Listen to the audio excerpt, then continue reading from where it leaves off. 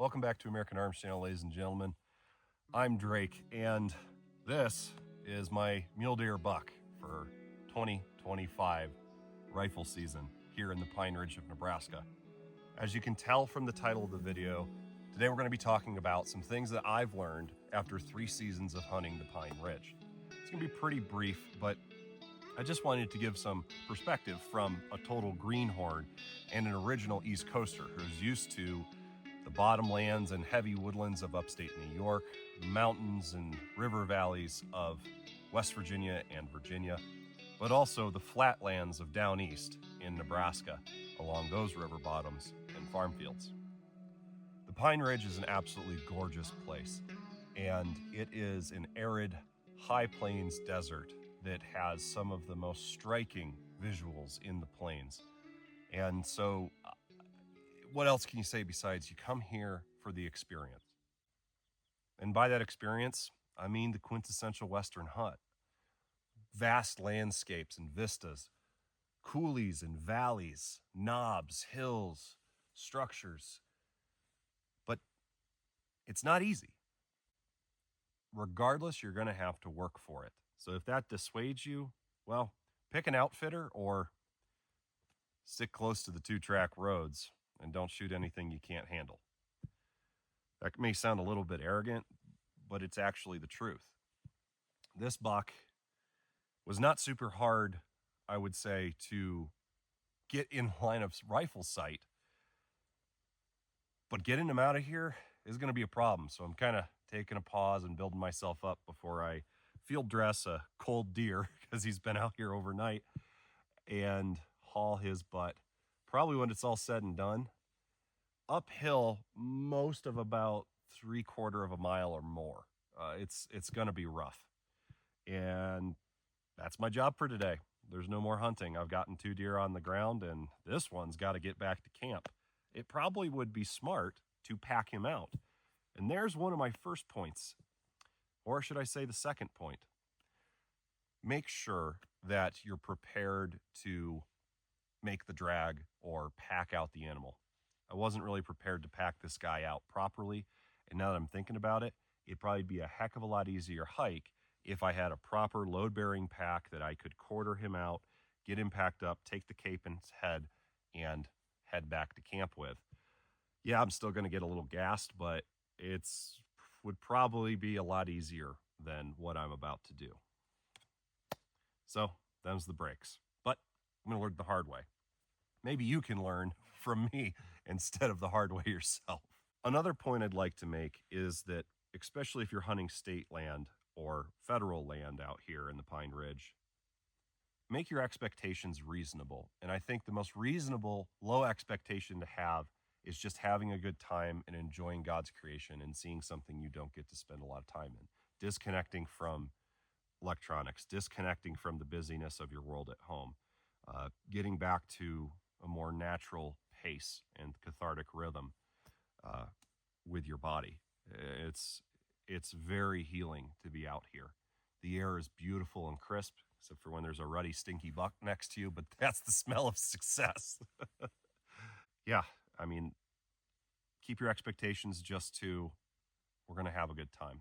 My 3rd year, I've only harvested 2 bucks. I had an opportunity to take a legal but small yearling buck last year, and I passed on it. I didn't want to harvest something smaller than the year before, and I'd already gotten meat. I'd already harvested whitetail doe and filled some tags. And this year, the same thing. I harvested a small whitetail buck and filled the tag and got meat in the pot. So there's plenty of opportunities for whitetail out here as well, but those expectations have to be checked as well. I've seen some nice whitetail buck. I missed one last year, probably similar in size to this guy, who's a fairly youngish muley, but them's the breaks. And the best expectation is, if you are going to get something, go for doe, go for whitetail doe and get some meat. Another thing to know about hunting the Pine Ridge is you're going to drive a lot. When you first get out here, you're going to find a lot of areas that are high pressure. You're going to find a lot of places that people stake out and genuinely enjoy. You're going to have to work. There are areas where you definitely can get away from 90+% of the hunters. And the 10% are going to be the hardcore guys or the locals who can drive in and walk into public or on the edge of public with private land, or people who know locals or have permission. Seen that once or twice. I think most of the locals are able to access areas where they enjoy good hunting, if they do hunt. And so the public land is probably not as high pressured by the locals as what you see from non-locals. And I'm a non-local. I'm a resident. I live in Nebraska. Nebraska is my home, but I'm from central Nebraska. So this is 5-6 hours away from home. This isn't my backyard. But you do see a lot of people from out of state. You see Pennsylvania, Massachusetts, Georgia. I've seen Ohio, Tennessee, a lot of people. But the nice thing is, and it sounds like a lot of people, but out of if you're just talking about the public land, you get 144 to 147,000 acres, and there's something like only 500 or less non-resident tags. My dad drew one this year, and unfortunately, he was not able to come out due to the sickness that he had gotten, and then we were also sick, so we didn't want to get him sick.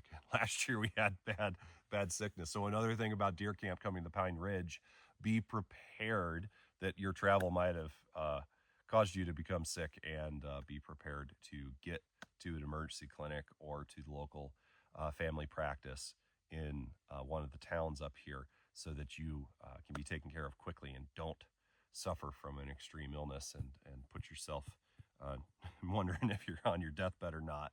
Personal experience with that one, so be prepared for that. You are not you're not in the most empty open country ever, but you're getting there. So take that into consideration. So expectations: just enjoy yourself.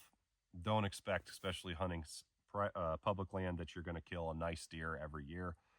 Whitetail are out here. If you need meat for the pot, you can try. Understand there's a lot of pressure. You're going to do a lot of driving, a lot of scouting.